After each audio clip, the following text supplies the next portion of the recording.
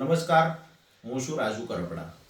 હાલ જે સમાચાર મળ્યા છે કે રાજકોટ જિલ્લાના વિસિયા શહેરમાં એક કોળી સમાજના લોકો પર પોલીસ દ્વારા લાઠીચાર્જ કરવામાં આવ્યો, ટીયર ગેસ છોડવામાં આવ્યા. પોલીસ અને કોળી સમાજના ટોળા વચ્ચે ઘર્ષણ થયું. પહેલા તો આખી ઘટનામાં તમામ સમાજના લોકો સાથે કોળી સમાજના લોકોની જે લાગણીઓ છે એની સાથે અમારી લાગણીઓ જોડાયેલી છે.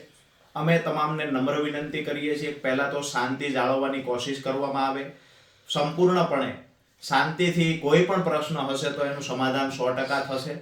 પણ સામસામે ઘર્ષણ કરવાથી સરવાળે નુકસાન સામાન્ય પરિવારના લોકોને અને ગુજરાતને અથવા તો જે આપણી વ્યવસ્થા છે ક્યાંક ને ક્યાંક વ્યવસ્થાને નુકસાન પહોંચે છે. એટલે નમ્ર વિનંતી કરીએ છીએ કે પહેલા તો શાંતિ જાળવવાની કોશિશ કરવામાં આવે. બીજી વાત કે આખી ઘટનાને જે અંજામ આપવામાં આવ્યો, તો આજથી 5-6 દિવસ પહેલા કોળી સમાજના એક યુવાનની એક ભૂમાફિયા દ્વારા હત્યા કરવામાં આવે છે. જ્યારે હત્યા થઈ છે ત્યારે પીડિત પરિવાર દ્વારા ડેડ બોડી સ્વીકારવા માટે અમુક માંગણીઓ મૂકવામાં આવે છે. એ વખતે પીડિત પરિવારને ત્યાં જે પોલીસ વડા આવેલા, એ પોલીસ વડા દ્વારા પીડિત પરિવારને કમિટમેન્ટ આપવામાં આવેલું કે અમે આરોપીનું સરઘસ એટલે કે વરઘોડો વિછિયાની બજારમાં કાઢીશું. હવે જે વરઘોડો કાઢવાની વાત કરવામાં આવેલી એ મુજબ આજે આરોપીને કોર્ટમાં લઈ જતા પહેલા વરઘોડો કાઢવામાં ન આવ્યો. એટલે જે કમિટમેન્ટ આપવામાં આવેલો હતો એ પીડિત પરિવારની સાથે મોટી સંખ્યામાં લોકો જોડાયા અને પોલીસ મથકે રજૂઆત કરવા પહોંચ્યા. આ સમયે પોલીસ અને ટોળા વચ્ચે ઘર્ષણ થાય છે અને જે ઘર્ષણમાં કોળી સમાજના બહેનો, દીકરીઓ, ભાઈઓ, વડીલો ઘણા બધા ઈજાગ્રસ્ત પણ થાય છે, જે હોસ્પિટલ એડમિટ કરવામાં આવ્યા છે.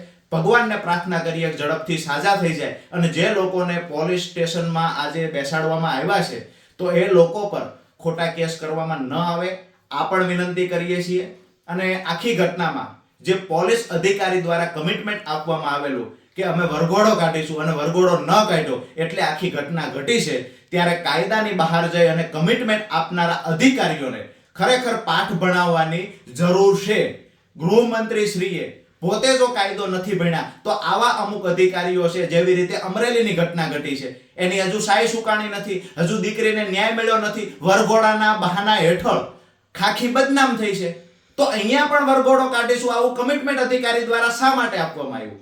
તો નમ્ર વિનંતી છે પોલીસ વિભાગને, 2-5% પોલીસ અધિકારીઓ કાયદો વ્યવસ્થા સાચવી શકતા નથી, પણ કાયદાની ઉપરવટ જઈ કાં તો વરઘોડા કાઢે છે કાં તો કમિટમેન્ટો આપે છે, જેના કારણે ક્યાંક ને ક્યાંક બે સમાજો વચ્ચે ઝઘડા થાય છે. આજે જે આખી ઘટના ઘટી છે એમાં ક્યાંક ને ક્યાંક મારું એવું માનવું છે પોલીસ અધિકારી દ્વારા જે કમિટમેન્ટ આપવામાં આવ્યું હતું, કમિટમેન્ટ જવાબદાર છે. કોળી સમાજના લોકોને નમ્ર વિનંતી કરીએ છીએ, તમારી સાથે અમારી લાગણી જોડાયેલી છે. આગામી દિવસોમાં રોડ પર જે ઉતરવાનું થશે અથવા તો આ લોકોની સામે કાયદો વ્યવસ્થા એટલે કે ગાંધી ચિંધ્યા માર્ગે કાયદાની અંદર રહી અને જેવડી પણ લડાઈ લડવાની થશે એ લડાઈમાં અમારી સંપૂર્ણ તૈયારી છે. પણ નમ્ર વિનંતી કરીએ પોલીસ અધિકારીઓને કોળી સમાજના યુવાનો પર ખોટા કેસ કરવામાં ન આવે. જે લોકોને હોસ્પિટલ લઈ ગયા છે, જે ઈજાગ્રસ્ત છે, આ લોકોને તાત્કાલિક આર્થિક મદદ કરવાની સરકાર દ્વારા જાહેરાત કરવામાં આવે. આભાર.